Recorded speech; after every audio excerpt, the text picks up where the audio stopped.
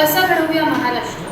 सर्वप्रथम आपल्या महाराष्ट्र घडवणारे शिवाजी महाराज, राजमाता जिजाऊ, डॉक्टर बाबासाहेब आंबेडकर, महान संत परंपरा यांच्या चरणी मी नतमस्तक होऊन माझ्या भाषणाला सुरुवात करते। आपण बघत आहोत प्रत्येक घरामध्ये आज डॉक्टर, इंजिनियर आहेत, उच्च पदावरती बसलेले आहेत, पण त्यांना ज्यांनी बोटाला धरून चालायला शिकवलं, त्यांना ज्यांनी पंख दिले, त्या पंखामध्ये उडण्यासाठी त्यांना बळ निर्माण केलं, त्याच जन्मदात्यांना, त्याच आईबाबांना, त्याच माता पित्याला आज ते विसरत आहेत। ही खूप शोकांतिका आहे, खूप खेळाची गोष्ट आहे, खूप मोठी शोकांतिका आहे। म्हणून आज गरज आहे, नितांत गरज आहे ती बाल संस्कारांची, बाल शिकवणुकीची।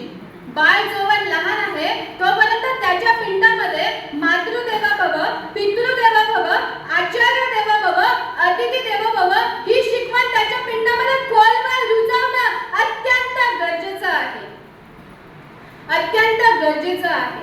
म्हणून आज गरज आहे ती जिजाऊंच्या शिकवणुकीची, आज गरज आहे शिवरायांच्या आदर्शाची, गरज आहे आंबेडकरांच्या नीती मूल्यांची, आज गरज आहे आंबेडकरांच्या तत्वज्ञानाची, गरज आहे महान संत परंपरेच्या शिकवणुकीची।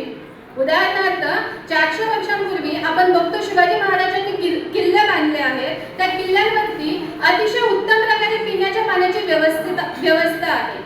आजही आपण त्या ठिकाणी गेलो तर पिण्याच्या पाण्याची व्यवस्था उपलब्ध आहे। ही अशी दूरदृष्टी शिवाजी महाराजांची होती आणि अशी दूरदृष्टी आताच्या तरुण मुलांकडे असणं गरजेचं आहे आपला एक श्रेष्ठ महाराष्ट्र घडवण्यासाठी।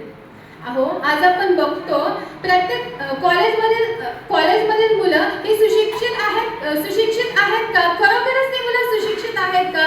सुसंस्कारित आहेत का? हो, आपण छाती ठोकपणे हो म्हणतो, पण तळागाळातल्या समाजाचं काय?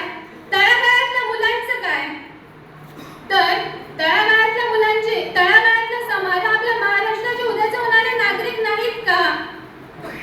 तर हो, ते आपल्या महाराष्ट्राचे उद्याचे होणारे नागरिक आहेत। ही खूप शोकांतिका आहे आणि मला एक सांगायचं आहे की आजची जी तरुण पिढी आहे ती व्यसनाकडे फार वळत चालली आहे। व्यसन, मुलगा श्रीमंत असो अथवा गरीब असो, व्यसन स्वस्त असो अथवा महागडं असो, पण व्यसन ते व्यसन। आणि जो व्यसन करतोय त्याने एक गोष्ट लक्षात ठेवावी की व्यसन हे एकमेव आपलं जीवन उद्ध्वस्त करून टाकणारे व्यसन म्हणजे हे व्यसन आहे। यानंतर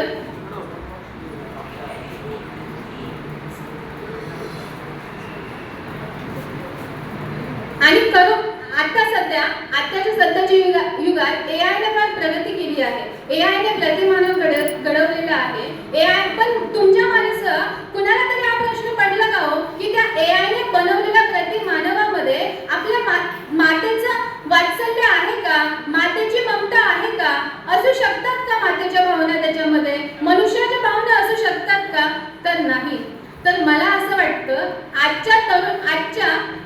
आजच्या या मातृदेवा भव, पितृदेवा भव, आचार्य देवा भव, अतिथी देवो भव या अशा 4 भक्कम पायावरती जर आपल्या बालपणाची इमारत उत्तम उभी असेल तर निश्चितच